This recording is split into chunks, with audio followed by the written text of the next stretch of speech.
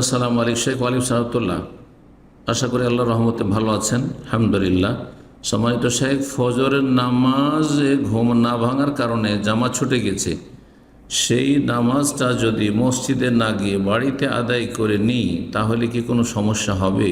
যদি সূর্য উঠে যায় বা জামাত হয়ে গেছে আর জামাত নেই, তাহলে দ্বিতীয় জামাতের জন্য মসজিদে যাওয়া আবশ্যক না, কারণ আসল জামাত হচ্ছে প্রথম জামাত। আসল জামাত হচ্ছে প্রথম জামাত। অনেক ওলামাদের কাছে দ্বিতীয় জামাত নেই, আর কিছু ওলামাদের কাছে দ্বিতীয় জামাত রয়েছে। কিন্তু দ্বিতীয় জামাত যাদের কাছে রয়েছেও কখনো মনে করবেন না যে দ্বিতীয় জামাতের ফজিলতার গুরুত্ব প্রথম জামাতের মতো। যদি জামাত ছুটে গিয়ে থাকে, বিশেষ করে রক্ত পার হয়ে গিয়ে থাকে, তাহলে মসজিদ যাওয়ার কোনো প্রয়োজন নেই। আপনি নিজের ছেলে মেয়েদেরকে সাথে নিয়েই জামাত করে নেবেন, ঘরের লোকদেরকে নিয়ে। বলছেন আসসালামু আলাইকুম শেখ ওয়ালিকুম সালাতুল্লাহ, বলছেন যে 1 মণ ধানে কত কিলো ধান ওসর দিবে এবং এটার হকদার কে, এটা কাকে দান করতে হবে? জি, প্রশ্নের প্রথম অংশ হচ্ছে যে 1 মণ ধানে কত কিলো দিতে হবে।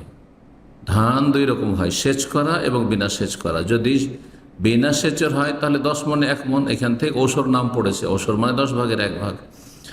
আর যদি সেচ করা হয় তাহলে 20 মণে 1 মণ, 20 মণে 1 মণ। তাহলে যদি বিনা সেচের হয় তাহলে আপনার 40 কিলোতে 1 মণ হয়, তো 40 কিলোতে 4 কিলো দিতে হবে, 10 ভাগের 1 ভাগ যেহেতু ওসর। আর যদি 20 ভাগের 1 ভাগ হয় তাহলে 2 কিলো দিতে হবে। এটা হয়ে গেল ওসরের বিষয়।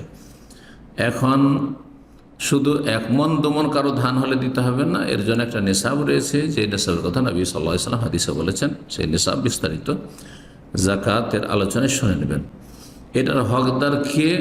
যাকাতের হকদার যে 8 শ্রেণীর মানুষ রয়েছে, সূরা তাওবার আয়াত নম্বর 60 আল্লাহ ইরশাদ করেছেন, ইন্নামা সাদাকাতুল ফুকারা ওয়াল মাসাকিন ওয়াল আমিলিনা আলাইহি ওয়াল মুআল্লাফাতি কুলুবুহুম ওয়া ফির রিকাব ওয়াল গারিমিন ওয়া ফি সাবিলিল্লাহ।